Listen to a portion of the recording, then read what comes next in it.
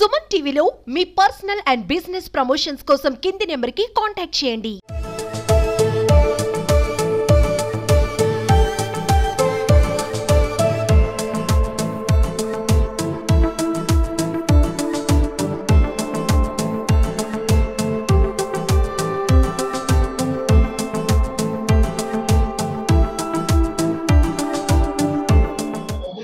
ఉద్యమాన్ని నడిపించినటువంటి మహాత్మా గాంధీ గారు వారందరికీ సహకరించినటువంటి దేశ ప్రజలకు మొట్టమొదటిగా వాళ్ళ కష్టానికి ఫలితం మనకి స్వాతంత్రం వచ్చింది. వాళ్ళకి మొట్టమొదటిగా నివాళులు అర్పిస్తూ ఈ రోజున మనం 77వ స్వాతంత్ర దినోత్సవం జరుపుకుంటున్న సందర్భంలో భారతదేశ ప్రజలు ఎక్కడైతే ఉన్నారో వాళ్ళందరికీ కూడా శుభాకాంక్షలు కూడా తెలియపరుస్తూ ఉన్నారు. ఆ రోజు స్వాతంత్రోద్యమం మహాత్మా గాంధీ గారి నాయకత్వంలో పెద్ద ఉద్యమం జరిగింది. దాదాపు 200 సంవత్సరాలు ఆ రోజు బలంగా ఉన్నటువంటి బ్రిటిష్ ప్రభుత్వానికి వ్యతిరేకంగా పోరాడినటువంటి యోధులు చాలామంది ఉన్నారు.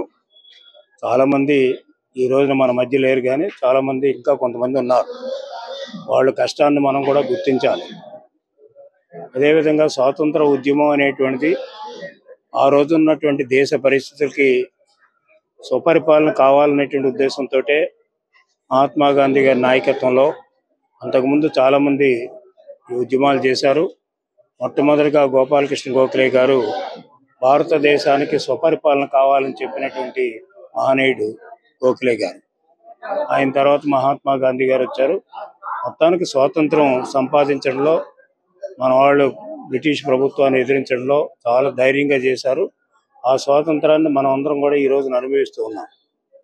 అయితే 77 సంవత్సరాలు అయింది. ఇప్పటికీ 77 సంవత్సరాల్లో మనం ఏం సాధించామంటే సాధించలేదని ఎవరు చెప్పలేరు.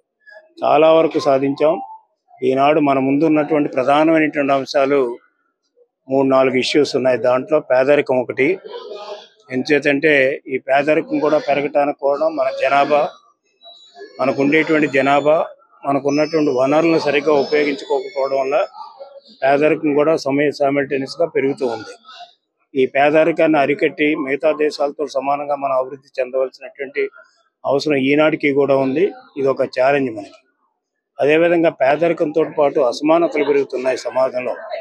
పెద్దవాళ్ళు లేనివాళ్ళు అనేటువంటి అసమానతలు పెరుగుతున్నాయి.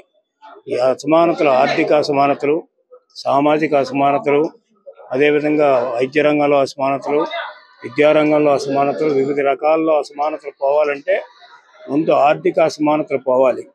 అందుకని ఈనాడు తెలుగుదేశం ప్రభుత్వం కూడా ఈ 2 ప్రధాన అంశాల మీద కేంద్రీకరించాం. ఎంచేత 1 పేదరికం పోవాలి, 2 అసమానతలు తగ్గాలి, 3 పేద ప్రజలు కూడా అభివృద్ధిలో భాగస్వాములు కావాలనేటువంటిది ఈనాటి ప్రభుత్వం యొక్క చంద్రబాబు నాయుడు గారి ఆలోచన. ఆ విధంగానే విజన్ ఆధారంగా నడుస్తుంది ప్రభుత్వం.